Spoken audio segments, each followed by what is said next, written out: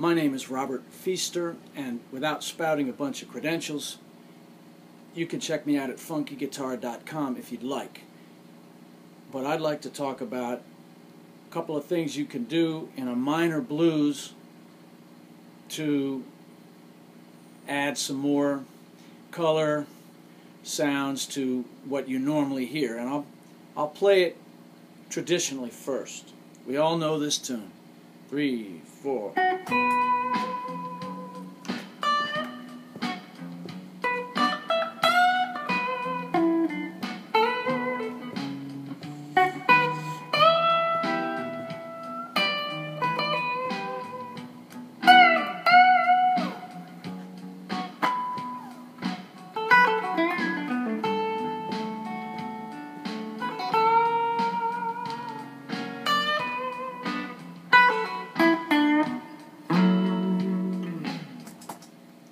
Pretty standard stuff. Everything was in the B minor scale.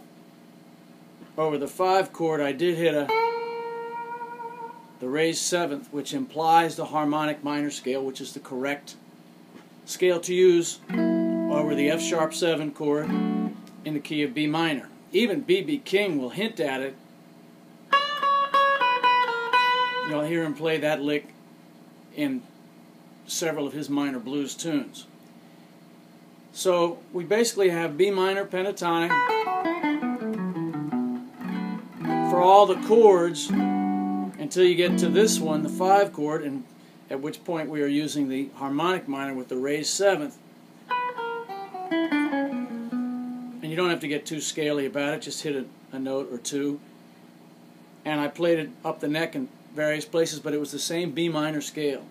What I want to talk about is that the 1 to the 4 change. And basically what we're going to essentially do, even if our bandmates do not, is we're going to substitute a B7 chord, which is the 5 chord in E minor, and what's that is going to suggest is to play the E harmonic minor scale, and you can hear the resolution right to the E minor chord. So just by slipping it in there, you've got, people say, oh, it'll sound like jazz. Well, sorta. Kinda, yeah, but those are the right notes. And here, you can also play the B7 arpeggio, even though the chord is still B minor, especially if you're playing in a trio and the bass player's giving you, he's not really implying a minor 7th or a dominant 7th chord, so you can play a minor lick or you can play the dominant lick. I wouldn't do it during the main part of the song, but right before the E minor is the place to do it, because you'll catch the resolution, and let's be easier just to demonstrate.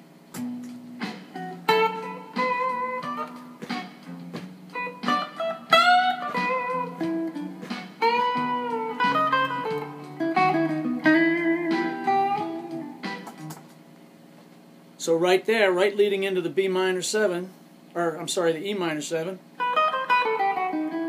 you can hear the resolution to the E minor chord by playing the E minor harmonic minor scale.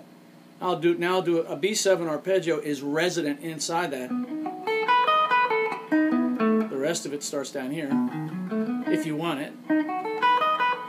But we're not trying to shred here so much. Now I'll just do the arpeggio, and it'll work equally well.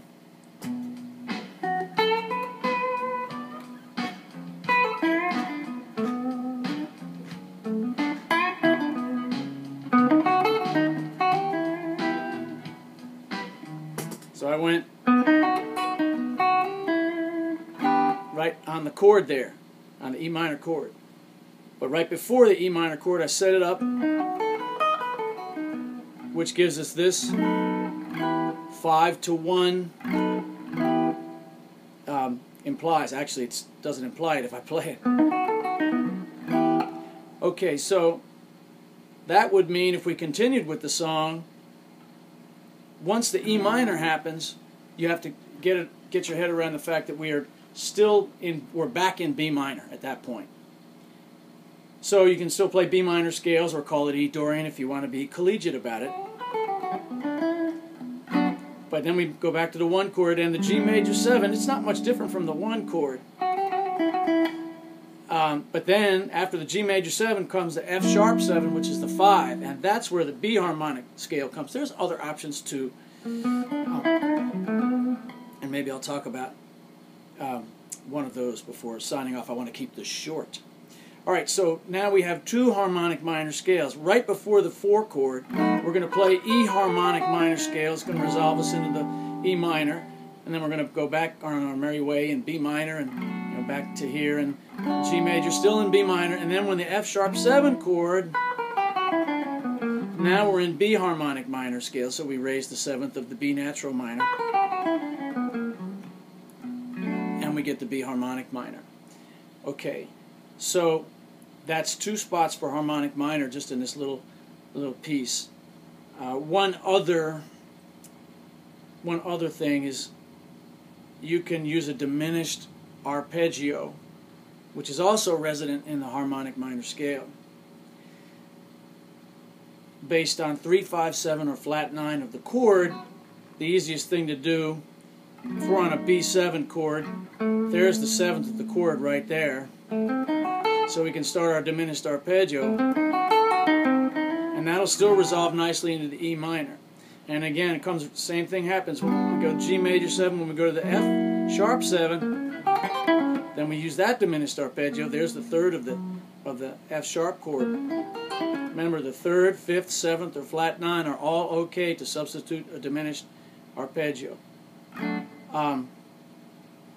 So now we should just try a few. I'll see if I can talk while I do it. Starts nice and traditional. Right here.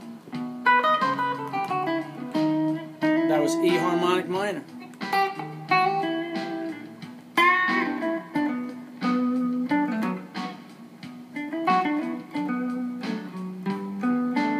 And right here,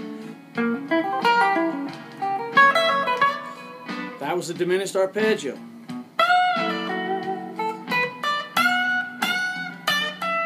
But notice the rest of the time, very traditional.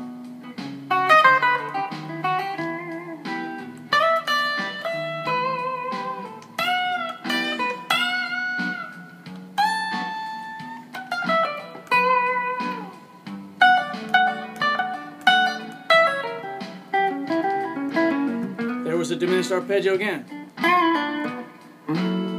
And you can mix and match.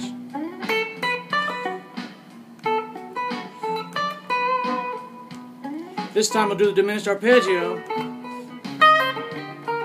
Oops. A little clam in there. But most of it was right. Now this time, I'll do the harmonic over the B.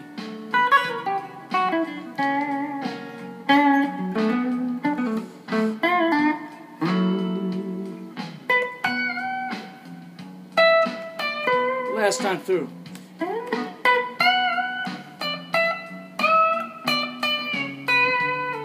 Didn't do anything that time.